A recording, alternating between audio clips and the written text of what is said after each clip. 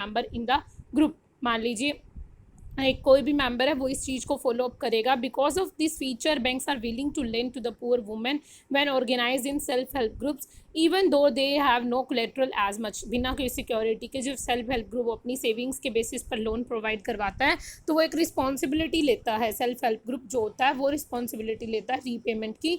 तो इस तरीके से बिना कोलेट्रल सिक्योरिटी के भी जो होता है छोटे छोटे बिजनेसमैन को या स्मॉल स्केल इंडस्ट्रीज को लोन प्रोवाइड किया जाता है।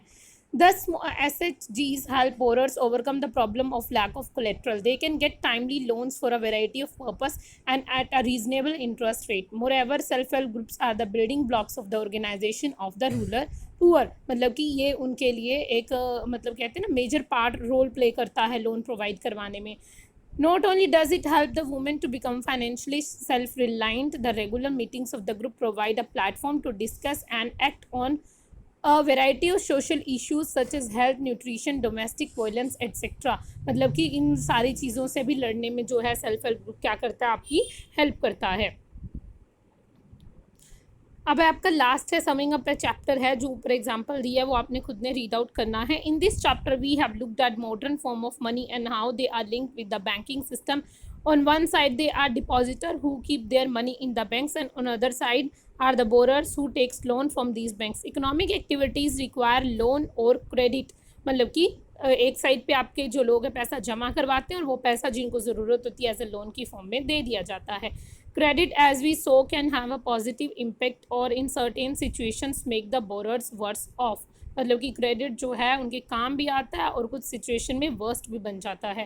Credit is available from a variety of sources, they can be either formal or informal sources. Term of credit is very substantially between the formal and informal lenders.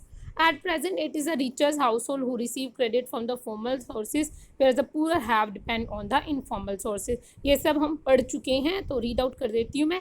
It is essential that total formal sector credit increases so that the dependence on the more expansive informal credit become less. मतलब कि informal से कम लिया जाए, इसीलिए ज़्यादा से ज़्यादा formal organisation को इस्टेब्लिश करना ज़रूरी है। Also, the poor should get a much greater share of the formal loans from the banks, cooperative societies, etc. Both these steps are important for the development. मतलब कि सारे steps लेना बहुत ज़रूरी है। अगर formal sources से आपका क्रेडिट आ रहा है तो आपको कम पे करना पड़ता है और आपके लिए अच्छा होता है, वो चीज़ डेवलपमेंट की तरफ लेकर जाती है। तो दैट्स इट, आपका चैप्टर ख़त्म हो गया है। चैप्टर की क्वेश्चन आंसर्स भी आज आपको मिल जाएंगे, उसी के साथ आपका चैप्टर प्लस क्वेश्चन आंसर सारा सम अप हो गया है।